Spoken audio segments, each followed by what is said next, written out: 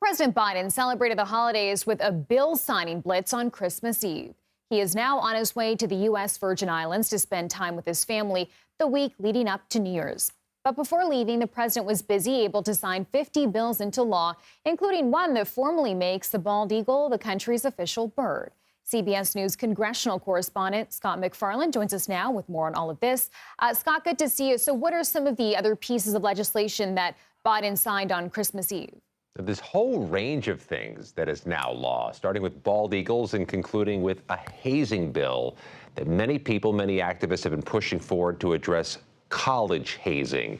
The anti-hazing law signed by President Biden would require schools to report annually incidents of hazing on their campuses. Federal law already requires schools to report safety issues, safety incidents on campuses. That now expands to include hazing.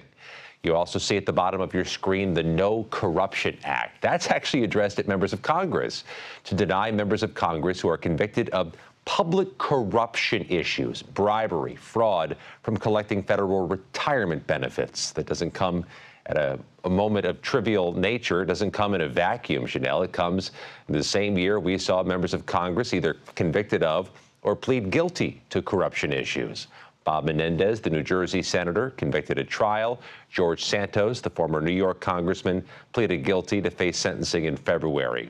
Not a trivial moment for that issue. But also, we saw Paris Hilton lobbying Congress in recent weeks, trying to get through a law that President Biden signed, among the others, that would crack down on abuse of young people in residential treatment facilities. Wide range of laws, but this is typical at the end of a Congress, the end of a presidency, when they're finishing up old business. And Scott, we also saw President Biden grant clemency to some federal inmates earlier this week. Say more about that. Yeah, that's firing up the talk radio circuit this holiday week. 37 of 40 men on federal death row have had their sentences shifted to life in prison instead of the death penalty. Donald Trump's already picked up on that, arguing that President Biden is going soft on crime or sending a message that is not of deterrence by doing so.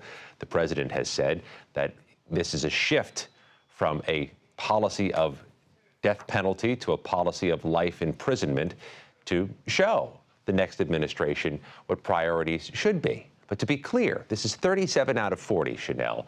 3 people will remain on federal death row, including the mass shooter from South Carolina, from the church, from Pittsburgh, from the synagogue, and the Boston Marathon bomber.